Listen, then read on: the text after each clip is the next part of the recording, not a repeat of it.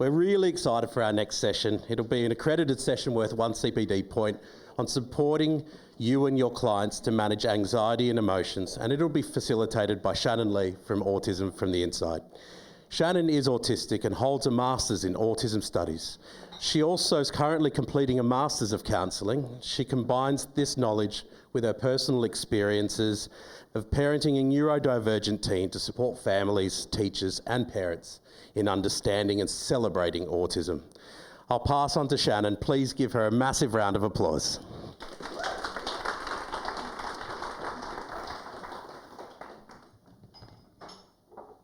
Hi everyone, thank you so much for having me. Just want to make sure this is on.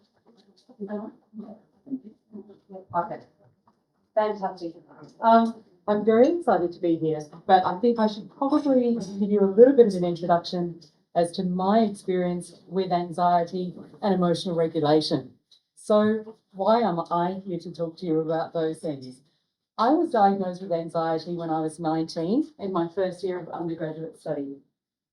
Then when I was 29, I had a major stroke. I learned how to walk and talk again, and I was in a wheelchair for more than 6 months. When I was 34, I became a mum, and it was the one thing I wanted to do more than anything else, and to do well. And they're lofty ambitions for a parent, as most will share with you. What I didn't realise was that I was going to have the most amazing neurodivergent guide. And he taught me about emotional regulation. And I realised that what I used to do and say and just naturally kind of engage with and be myself in, sometimes just wasn't the best as a parent for someone who is neurodiverse, for somebody who has sensory sensitivities, for someone who is level 2 support needs.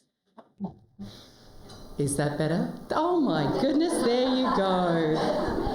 There had to be one person who did that today. I'm so glad it's me.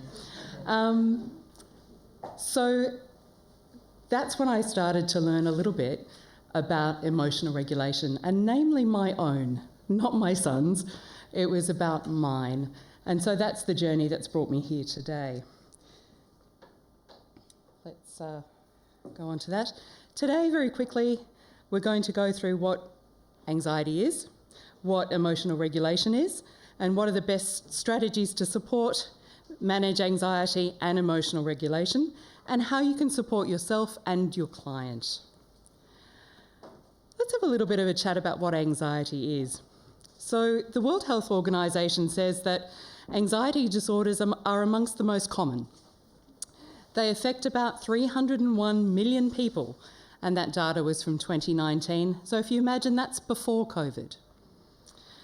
More women are affected by anxiety disorders than men, and that's often because women still have the cognitive load of being a parent, of working and coordinating a family, and also being professional. The symptoms of anxiety often have an early onset in childhood or adolescence.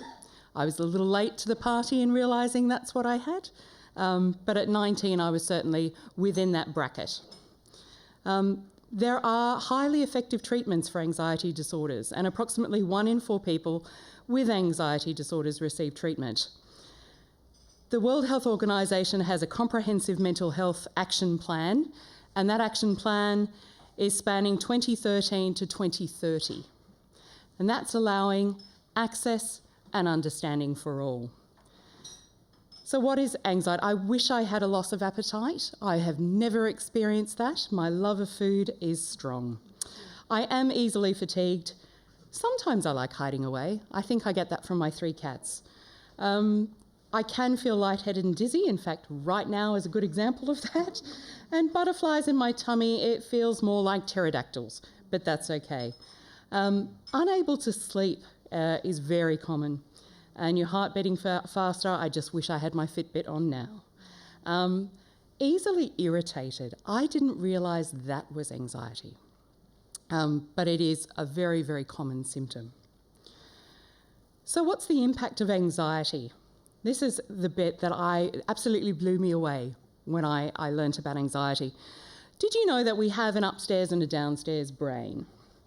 Dr. Dan Siegel introduced this concept, and our upstairs brain is that lovely, thinking, calm, controlled, empathetic, imaginative, creative centre that we really should celebrate. That downstairs brain, that's our survival centre, and it controls our breathing and our fight, flight or freeze response. What happens when we experience anxiety is our downstairs and upstairs brains stop talking to each other. That lovely staircase that you see in the middle becomes a little bit like Hogwarts, and it just moves and goes away. And we find ourselves in that survival zone. Now, the difficult thing, I think, with anxiety is that it's often not visible. And if we look at the difference here between stress and anxiety, they can be a little bit similar. Stress can cause anger. Again, that's that fight response. It can be prompted by a particular circumstance, can cause digestive issues, racing thoughts, which means that often when you try to speak and articulate, the thoughts are too quick for your mouth to keep up with. And invariably, you kind of fall over your words. I do that often. The good thing about stress, if it's possible to say there is a good thing, is that it ends when the stressful situation or the trigger ends. So how does that differ from anxiety? So anxiety is that ongoing dread. It's a shortness of breath, possible panic attack. It can be continuous regardless of circumstances. So even if you're outside of that stressful experience, you can still experience anxiety. It can be intense worry, and I think I share that with many parents in the room. I think we get that when we hold our newborn in our arms for the first time, and that stress is activated. We can cough, we can have very physical symptoms, which can cause in and of themselves anxiety, because suddenly you're experiencing atypical physiological symptoms. And in the middle is that really difficult crossover that sits in both camps. There's fatigue, there's insomnia, irritability. I sometimes call that Mondays. Elevated blood pressure, difficulty concentrating, I call that every day. Increased heart rate, headaches, and chest pain. So to those who say, aren't we all a little anxious some of the time? Yes, anxiety is a human emotion. We are all human. But long-term anxiety, accumulative stress is going to have long-term impacts on our health and well-being.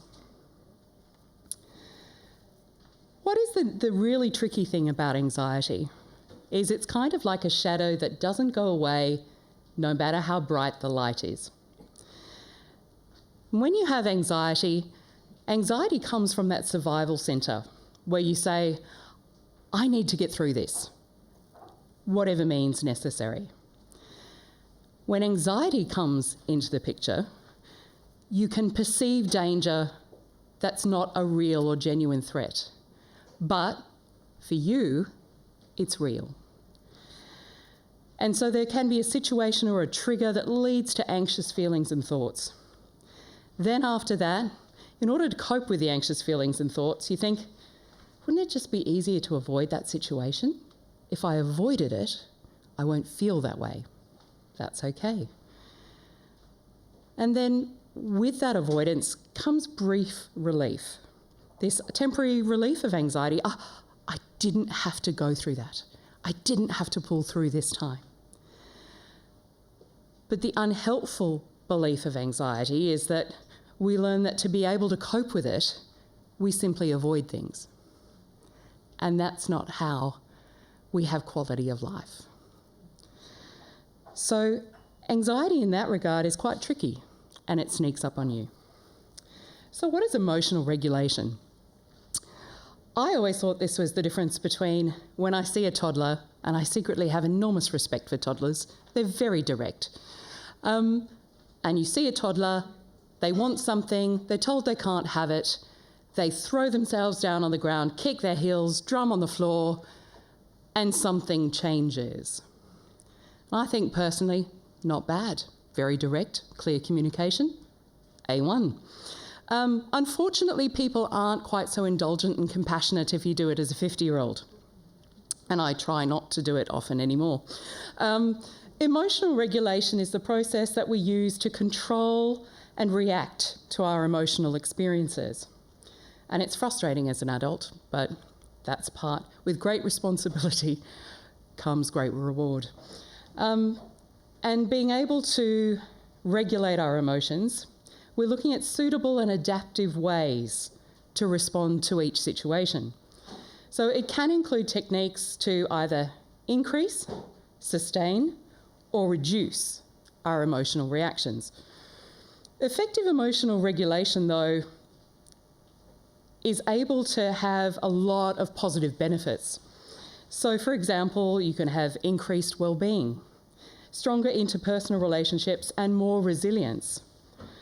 But research has said that one of the greatest things about emotional regulation is it gives us, however briefly, a sense of control in our own life and in our own narrative. And that, in and of itself, feels rewarding. What emotional regulation is not, and I have championed this so many times at my son's school, it's not eradicating or controlling emotions. It's not saying that these are good emotions and these are bad emotions. It's not shaming. What it is a capacity to change emotional intensity or duration. Instead of being upset or really, really angry for half a day, we aim to do it for 15 to 30 minutes. If we try and pretend that the emotions aren't there, it is worse for our health. I'm going to give you an example of the cycle of emotions. This goes out to my son Harry, who loves it when I give examples, and he's very proud of me to share examples because they're often of the mistakes that I've made. He finds that very funny. I'll summarise the cycle of emotions really quickly. There's an event, a situation. Once we've found ourselves in a situation, we interpret it. How we think about it, that's our thoughts. We hit number 3, and that's our feelings. And 4 and 5 are our actions. But I'll give you the cliff notes to this diagram. Where we often go wrong is number 2. We don't have a shared interpretation of events. And when it comes to emotional regulation, 4 and 5 are the key. 4 is the urge to act. In our lovely toddlers, there's no barrier there. They feel the urge, they react. As we get older, we have a choice not to just react to something, but to choose how we respond. And that's a different process. So, embarrassing example. Prompting event was making lunch. I was running late. I was trying to juggle too many things at once. One of the balls dropped. So I interpreted lunch and thought, okay, my son likes routine. He likes predictability. And I know that 9 days out of 10, he wants the same thing for lunch. So today, I'm going to meet that need and just go straight into making that lunch. He comes to the table, and today is not that one day that he wanted that one thing for lunch. For him, that was an opportunity and a day, and we call them magic days, where things all align. He wasn't sensory overwhelmed, so that doesn't affect how he responds to how hot the food temperature is or what the texture is like. It was one of those days where he actually had an appetite, and that's different for him on a day-to-day basis. And some of his medication suppresses his appetite, and he just has a disinterest. Food is fuel, a concept I've never understood, but love him dearly. And today was that day that he wanted to choose something. He'd been thinking about it. He'd had his favourite takeaway the night before, and he really loved it. and he'd been looking to having that leftover roti with chicken and cucumber, not what's normally available in our house. Now, when I said anxiety and stress is cumulative, this is one of those examples. So a typical reaction of you didn't quite get your first preference for lunch is, oh well, it still looks like a nice lunch. It's okay food. When you have a cumulative anxiety and a cumulative stress, this can be the last straw. He didn't get to choose today, and he was able to choose today. And so his physical response was a meltdown. He wasn't able to cope. And when you have a meltdown, it's different from a tantrum. A tantrum is a conscious act, and often during tantrums you'll see that children are making eye contact because they're looking for your response. They can then have a very strong physical reaction because that can change the outcome of the situation that they're in. When you have a meltdown, it's very different. It simply means I'm not coping. I can't cope. I'm shutting down. And so after my organised, I was being predictable, sticking to routine, isn't that good parenting approach to lunch, I had a meltdown on my hands. That's when the urge to act kicks in. And my feeling response was shame. I can't believe that today of all days I didn't give him one or two options for lunch. I didn't give him the opportunity to choose.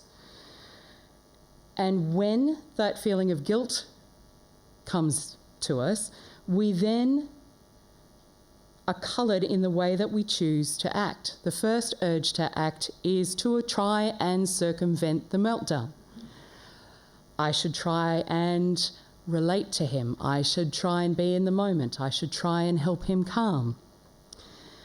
And looking at that, that was where I fell down to. Because provided he is safe, provided he is safe to himself and to others, there is nothing wrong with a meltdown. A meltdown gives him an opportunity to release all of this frustration, and at the end of it, although embarrassed that he has been so reactive and disproportionately reactive to what happened, he will actually feel better. He'll feel calmer. So what I could have done, rather than try to contain that meltdown, was ensure he was safe, let him know that I was here for him, and I was happy to co-regulate by his side. To say, I'm here, and if he starts fidgeting or he starts doing whatever he needs to do to cope, I can just sit down and do the same thing next to him. I can normalise this. And I can help him, when we get to number 6, to feel better, not worse, that it's a bit embarrassing he burst into tears. It's a bit embarrassing that he yelled and was frustrated. So the cycle of emotions is a little bit tricky because we can't always get the interpretation right. And people look at things in different ways. And when we look at the urge to act, we need to look at that motivation. And this is where he taught me so much, that I need to look at what I can do to support him, not look at how I'm feeling and how I need to react. So what's the impact of emotional dysregulation? The amygdala, which is our downstairs brain, has been implicated with aggressive behaviour and psychiatric illnesses such as depression. Anxiety disorders and dysregulation may be the result of too much activity in the amygdala and not enough activity in the upstairs brain, which is our prefrontal cortex. The prefrontal cortex is the executive centre of the brain and sets boundaries. It enables us to respond, to be calm, to be assertive, and to be emotionally regulated. Now, what does emotional dysregulation look like? Well, in the case of our toddler, there's tears and frustration, probably a little pink in the face, probably a little bit of embarrassment as well. But what does it look like in adults? What does it look like in different ages? Well, it can be impulsive behaviours and mood swings. It can be relationship difficulties, because you can imagine if you have a break in that cycle between the urge to act and your action, that affects relationships. It can be avoidant behaviour, as I said with the anxiety cycle. If you avoid it and it's difficult, then it doesn't cause a problem. But what does that do? That inhibits us getting on with our daily life and engaging with others. High anxiety levels can be humming in the background all the time. Sometimes fears of abandonment. Am I less lovable because I melt down? A lot of self-criticising and judging, and a lot of shame. And so what are the signs of emotional dysregulation? Well, I put the introvert and extrovert picture up there because signs of emotional dysregulation look different in different people. So it can be overly intense emotions. That's me. I'm the one who cries in the movie. I'm also the one who roars with laughter and everybody else looks at it and thinks, that wasn't that funny. It can be impulsive behaviour. And this is where we often judge and we do a disservice to the autistic community by saying, oh, look, you should just calm down. Just keep still. If anything were that simple in life, there would be no problems. Lack of emotional awareness is a big one. Many on the spectrum, many not on the spectrum, can have alexithymia, which means difficulty identifying what your emotions are. Unless they're the big four, happiness, anger, fear, frustration, unless they're the big four, it's a little bit hard to really pin that nuance and to really express what it is. Emotional dysregulation can be that inability to make a decision. You simply cannot weigh up all the options and just pick one. Obviously, it can be an inability to manage behaviour, and I've spoken about meltdowns. And then again, it can be avoidance, because if we avoid it, it's not too challenging. What does anxiety look and feel like? I'm a good example right now. This is not my natural state. It feels like a disconnect from the world. And that's difficult, especially if you have an invisible disability, because you already feel a disconnect to the world. Then if you feel emotionally disconnected from the world, it's even more alienating. It can be an increased heart rate, go Fitbit. Difficulty concentrating, I call that my ADHD, but difficulty concentrating happens for those without ADHD, also I've been told. Irritability, again that's Monday. Restless and racing thoughts, avoiding situations and activities, wanting reassurance, and difficulty sleeping. I used to think my son had difficulty sleeping because he loves gaming, and he loves being online, and he loves IT. But before he got his first iPad, I had one of the few 9-month-olds who'd miss out on their afternoon nap, and we'd go for 7 or 8 hours straight without sleeping. So what are coping tips for anxiety? Write your thoughts down. If I could grab them and put them in any kind of order, I would definitely do that. Great strategy for those who can harness their thoughts. I find it's like trying to wrangle kittens. Doesn't work very well. Deep focused breathing. Find healthy distractions. Now that's difficult because I'm really good at finding unhealthy distractions. My favourite baking, my favourite chocolate, all of those sorts of things. But healthy distractions take a little bit more effort on my behalf. Name that feeling. I'm a little bit difficult with that as well. It depends on how nuanced it is. If it's one of the key 4 and foremost in my thoughts, no problems. But what if it's anticipation? What if it's sympathy or empathy and I'm trying to draw a distinction? Understanding emotions just isn't easy. It's not that easy being human. So there are 17 exercises for anxiety and relief. I just picked 17, seemed a random number, not a bad plan. One is visualisation. This works well if you're a visual person. If you're not a visual person, this is an exercise in torture. Progressive muscle relaxation. So that's working from head to toe, tensing up certain muscles and then gently releasing them. The 5, 4, 3, 2, 1 method is interesting. It's a grounding technique because often when we're embedded in anxiety, we're considering what happened in the past and what could go wrong in the future. We're often catastrophizing. We're often worrying about things that haven't occurred yet but could go wrong. So if you do 5, 4, 3, 2, 1, you can look at your 5 senses. So what are 5 things I can see? What are 4 things I can hear? 3 things I can touch? 2 things I can smell? 1 thing I can taste. By the time you've gone through that, chances are you've put a little bit of distance between what you were worrying about and where you are right now. That gives you the opportunity to say, I'm in a safe space. I'm somewhere where I am accepted and somewhere that I am celebrated. Alternative nostril breathing. I thought this was a new fantastic yoga strategy that I was not built or equipped to even attempt. Turns out it actually works.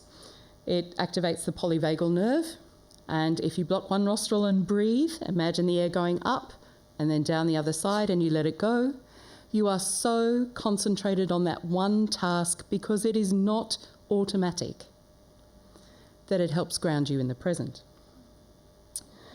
Mindfulness meditation, again, depends on imagination and capacity. A mindful walk is just an opportunity to be in a different environment and to be able to experience that. Body scans, find what's feeling out of place. Can give you a bit of a hint as to what might be going on. Leaves on a stream.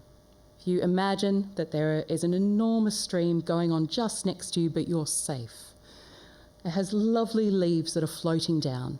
And on each of those leaves, you sit a worry. And then you watch it go further down the stream. And you realise the worry's okay. And I'm okay too. Petting an animal, there's a reason I have 3 cats and a rescue greyhound. Journaling, again, if writing is your preferred communication style, can be really effective. Physical body movement, a little bit harder when you're a little bit older like me. But intense physical movement can really help. It's very hard to be angry, frustrated, if you've done 15 star jumps. It's impossible to be angry and frustrated if you've done 15 burpees. My personal pet hate. And if you want to try doing 100 push-ups, I guarantee whatever you were thinking about before you do those 100 push-ups, you won't be having that foremost in your mind afterwards. Forest bathing sounds incredibly exotic and great if you've got a nearby forest. Sound baths, likewise. But still, some examples of what you can do to relieve anxiety. What I noticed about all of them is that they're bringing us back to the present and an awareness of our mind and our body and our spirit. So what are the best strategies for emotional regulation and supporting that, both in yourself and in a client? Well, identify and reduce triggers, but be a bit cautious about that because sometimes we're anxious for good reason. But with that good reason comes good reward as well. Tune into physical symptoms. If your heart is racing, be aware of that. Pay attention to how your body reacts. Your body processes information at a rate of more than 10,000 pieces of information per second. So tune into that tuning fork that's letting you know what's going on. Consider the story you're telling yourself and challenge negative thought patterns. I'm always nervous. I love talking to people, but I find it anxiety producing. What about instead, I like sharing information. I like connecting with others. Engage in positive self-talk, and this is not the marketing advertising ideal of I am so awesome. Although for some people, we really should say that. They genuinely are genuinely awesome. But it's more positive talk in as much as I'm part of the human race. Others are going through the same thing as me. I can be kind. I can connect. I have purpose. I can be meaningful. And make a choice about how you respond. I personally still love the toddler approach. I think it's very effective. However, my family is greatly appreciative when I don't respond like that. Especially my son, who has a huge sensory profile, and if I raise my voice even slightly, it's triggering for him. So I don't recognise myself in most of our conversations because I come across as remarkably zen. Look for positive emotions and focus on positive aspects. One of the few things that really inspired me in studying counselling was values. And there were 2 exercises that were given to us. One is, what's on your bucket list? What's your top 3? And invariably I was thinking, I want to travel to Europe. I want to go and play with litters and litters and litters of guide dog puppies. I want to find the best chocolate in the world and have a meal. And then the next question was very sobering. It was, how would you like people to remember you? And I thought, the idea of travelling just went out of my mind. The idea of eating chocolate, I do that regularly anyway. And I have lots of pets in my life. And I thought, well, I'd like to look at some of the positive emotions. I'd like to look at people saying, well, she was kind. She was compassionate. She was open. She allowed enough space so that I could be myself and that I could meet her halfway. She wasn't overwhelmed by sitting in silence. And I have put down seek professional support because for 1 in 4 people experiencing anxiety and experiencing clinical anxiety, the greatest barrier is a concern about asking for help. So how to help my client and myself? Be present in the moment. Be non-judgmental. And I find that hard because I really feel that I have the 2 guys in the balcony from the Muppets in my head at all times, and Stadler and Waldorf are just commenting all the time about what's going on around me. And occasionally I just have to say, guys, cone of silence. Be compassionate, and this includes to yourself, and I find that hard. I grew up in an era where it was very much a tall poppy syndrome, and you don't put your hand up and say what you're good at. And if you have done something well, you don't pat yourself on the back for that. Be a little bit compassionate. One of the things that my autism diagnosis, which came along with ADHD, OCD, anxiety, and depression, one of the things that diagnosis gave me was permission to not measure myself by the same yardstick, by not looking at neurotypical success metrics and finding out all the areas that I fall short. I am a single parent. I couldn't make that family unit happen. I am back to being a university student at age 50. I have NDIS support. This is not necessarily how I thought my life script would go. But I am really, really grateful each and every day for the guide that I have. And he's now 15, and he'd be very proud of the embarrassing moment when I told you that I stuffed up lunch. Check in with your expectations of yourself and others. Is it reasonable for me to expect my 15-year-old with level 2 support needs to be able to emotionally regulate on a Friday afternoon after 5 days of school with cohorts that, in his own words, are frustrating and annoying, in a time when he's approaching Year 10 exams that are going to inform what subjects he does in Year 11 and Year 12? Shorter answer is no. When he comes home on a Friday afternoon, it's to his safe space, and I am privileged to be that safe space. But he needs to be able to not be joyful and happy and social and interactive, and to know that's okay, Mum doesn't mind. Practice unconditional positive regard. Now, as I said, with the two Muppets in my head most of the time, this is a little bit challenging. But what does it mean? It means that we will extend the most generous interpretation possible to the intentions, words, and actions of others.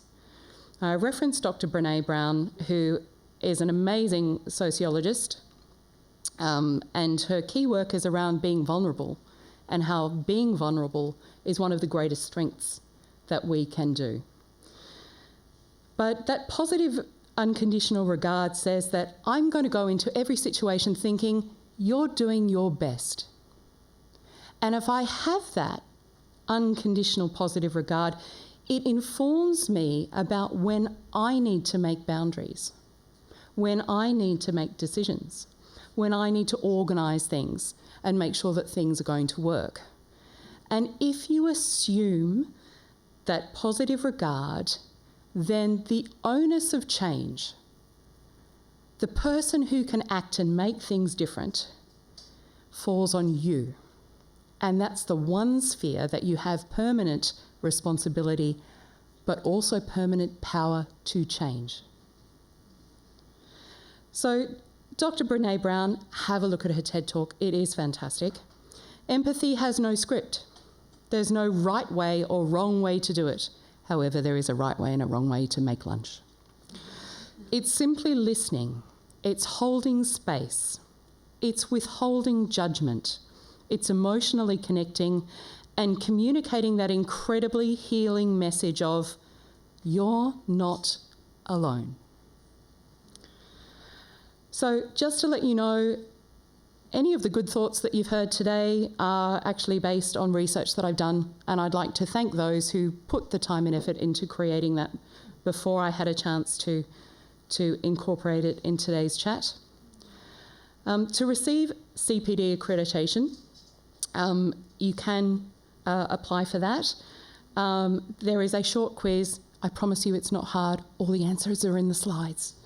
For those of us who have anxiety when it comes to assessment, of which I'm one. And once completed, you pass the quiz. It's a 50% pass mark.